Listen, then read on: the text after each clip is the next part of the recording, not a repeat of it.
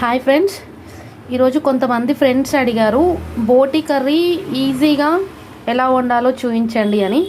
So ఈరోజు మనం బోటి ఎలా వండాలో చూద్దాం.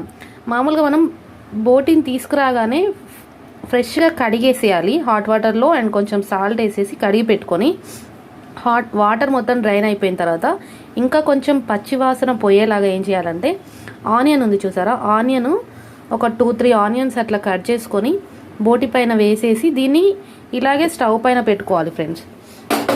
ఎందుకంటే ఆ బోటిలో ఉన్న స్మెల్ పోయి మంచిగా కుక్ అవుతుంది అనమాట. దానికోసం ఈ ఆనియన్ వేసి ఇంకా కొంచెం ఏదైనా పచ్చివాసన ఉన్నా కూడా పోతుంది ఆనియన్తో. సో ఇది వేసినప్పుడు బోటి నుంచి కొంచెం వాటర్ వస్తాయి బయటికి. ఆ వాటర్ ఎవాపరేట్ అయ్యేటప్పుడు స్మెల్ కూడా వెళ్ళిపోతుంది. ఇది కొంచెం గుర్తుపెట్టుకోవాలి ఫస్ట్.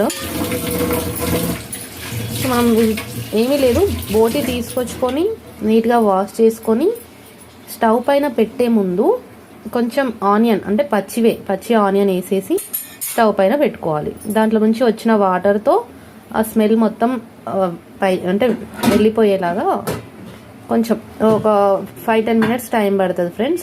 ఇందులో ఏమీ వేయము, జస్ట్ ఆనియన్ అండ్ బోటి వేసి పెట్టినాం. మనము బోటి కడిగేసి స్టవ్ పైన పెట్టేసుకున్నాం కదా, ఈలోపు కావాల్సిన పదార్థాలు ఏంటో ఒకసారి చూసేద్దాం.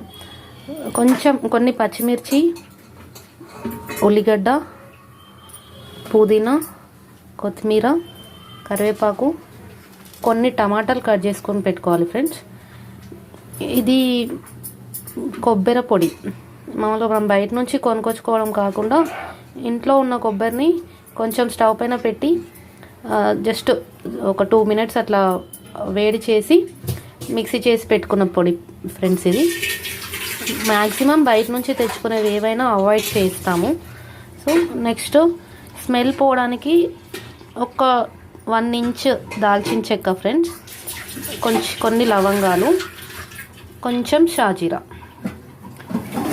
అండ్ పసుపు, కారం, ఉప్పు, అల్లం వెల్లుల్లి పేస్ట్, అంతే.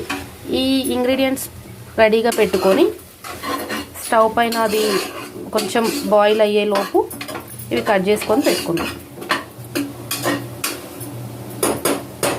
ఈలోపు చూసారా, వాటర్తో పాటు ఆనియన్ మొత్తం మగ్గిపోయి స్మెల్ మొత్తం బయటికి వచ్చేస్తుంది ఫ్రెండ్స్. సో మనకు బోటి అంటే ఇష్టం లేని వాళ్ళు కూడా ఇష్టంగా తినొచ్చు ఇలా చేసుకుంటే.